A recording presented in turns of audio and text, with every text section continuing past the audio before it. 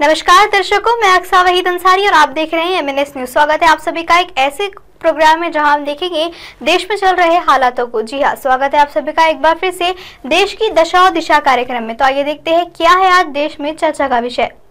संजय राउत की पेशी। पात्रा चौल घोटाले में पूछताछ के बाद ईडी ने देर रात उन्हें किया गिरफ्तार। 4 शहरों में विरोध प्रदर्शन जारी।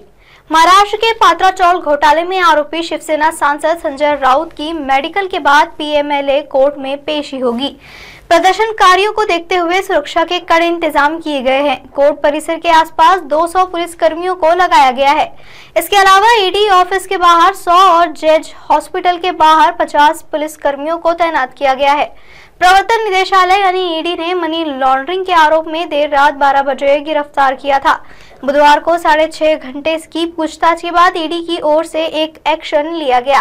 राउत रविवार को शाम 5:30 बजे ईडी दफ्तर पहुंचे थे। राउत की गिरफ्तारी के बाद उनके भाई सुनील राउत ने कहा कि गलत तरीके से उन्हें गिरफ्तार किया गया है। हमें गिरफ्तारी के संबंध में कोई कागज नोटिस नहीं दिया गया। भाजपा संजय राउत से डरती है, इसीलिए गिरफ्तारी करवाई गई है। उधर संजय राउत की गिरफ्तारी के विरोध में पुणे, पिंपरी चिंचवाड़, नागपुर और जलगांव में शिवसेना के कार्यकर्ताओं ने प्रदर्शन किया है। पुणे और पिंपरी चिंचवाड़ में कईयों को हिरासत में ले लिया गया है।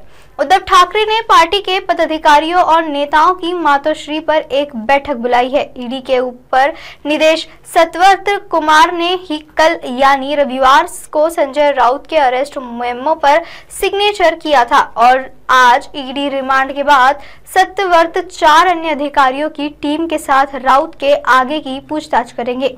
रविवार देर शाम सत्यव्रत कुमार दिल्ली से मुंबई आए और कुल 7 घंटों की पूछताछ की गई। इसमें आखिरी की 2 घंटे की पूछताछ में पात्रावाल चौल के SFI घोटाले से कमाई गई मनी ट्रेल के बारे में पूछा गया। राउत के घर से मिले 11.5 लाख कैश, अलीबाग और दादर फ्लैट के फाइनेंशियल ट्रांजैक्शन और मामला सामने आने के बाद जो पैसे राउत ने लौटाए उसकी जानकारी मांगी गई है। सूत्रों के मुताबिक रविवार की पूछताछ में राउत कुछ सवालों के जवाब में या तो ये बोले कि नहीं जानता या अभी याद नहीं है, लेकिन जो जानकारी उन्होंने दी उससे भी प्रवर्तन निदेशालय के अधिकारी संतुष्ट नहीं थे। ईडी ने जिन गवाहों के बयान के लिए और जो मनी ट्रेल के सबूत है उससे राउत का बयान मेल नहीं खा रहा था। इस वजह से उन्हें ईडी ऑफिस ले जाया गया और उनकी गिरफ्तारी की गई। कोर्ट में ईडी इन्हें पॉइंट्स को आधार बनाकर रिमांड मांगेगी। यह केस मुंबई के गोरेगांव इलाके में पात्रा चौल से जुड़ा है, जो Maharashtra housing and area development authority का भूखंड है। इससे करीब 10,034 करोड़ का घोटाला होने का आरोप है। इस केस में प्रवीण राउत ने 9 करोड़ रुपए और संजय राउत की पत्नी वर्षा की 2 करोड़ रुपए की संपत्ति जब्त हो चुकी है। आरोप है कि रियल एस्टेट कारोबारी प्रवीण राउत ने पात्रा चौल में रह रहे लोगों से धोखा किया था। एक कंस्ट्रक्शन कंपनी को इस भूखंड पर 30,000 फ्लैट बनाने का काम मिला था। इनमें से 672 फ्लैट पहले से यहां रहने वालों के देने थे। शेष MHADA और उक्त कंपनी को दिए जाने थे, लेकिन साल 2011 में इस विशाल भूखंड के कुछ हिस्सों के दूसरे बिल्डरों को बेच दिए गए थे। साल 2020 में महाराष्ट्र में सामने आए PMC बैंक घोटाले की जांच हो रही थी। तभी प्रवीण राउत की कंस्ट्रक्शन कंपनी का नाम सामने आया था। तब पता चला कि बिल्डर की पत्नी के बैंक खाते से संजय राउत की पत्नी वर्षा राउत के 55 लाख रुपए का कर्ज दिया गया था। आरोप है कि संजय राउत ने इसी पैसों से दादर में एक फ्लैट खरीदा था। संजय राउत की पेशी आज। पात्रा चौल घोटाले में पूछताछ के बाद ईडी ने देर रात किया गिरफ्तार। 4 शहरों में विरोध प्रदर्शन। महाराष्ट्र के पात्रा चौल घोटाले में आरोपी शिवसेना सांसद संजय राउत की मेडिकल के बाद PMLA कोर्ट में पेशी होगी। प्रदर्शनकारियों को देखते हुए सुरक्षा के कड़े इंतजाम किए गए हैं। कोर्ट परिसर के आसपास 200 पुलिस कर्मियों को लगाया है।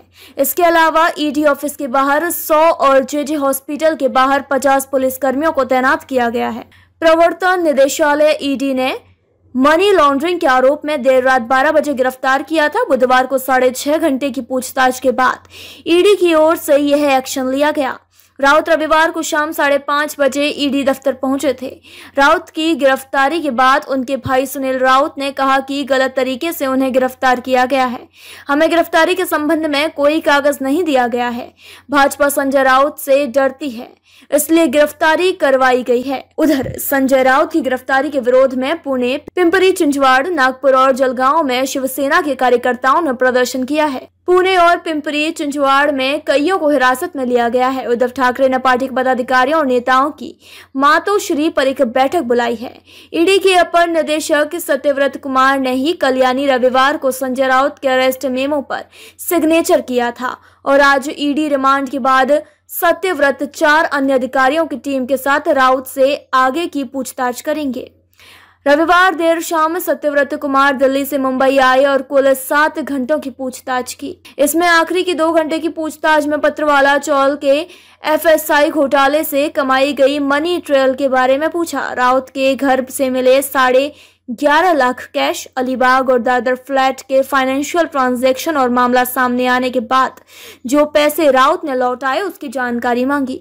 सूत्रों के मुताबिक रविवार की पूछताछ में राउत कुछ सवालों के जवाब में या तो ये बोले कि नहीं जानता या अभी याद नहीं, लेकिन जो जानकारी उन्होंने दी उससे भी प्रवर्तन निदेशालय के अधिकारी संतुष्ट नहीं थे।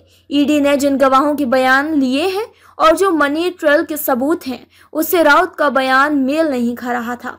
इस वजह से उन्हें ईडी ऑफिस लाया गया और उनकी गिरफ्तारी की गई।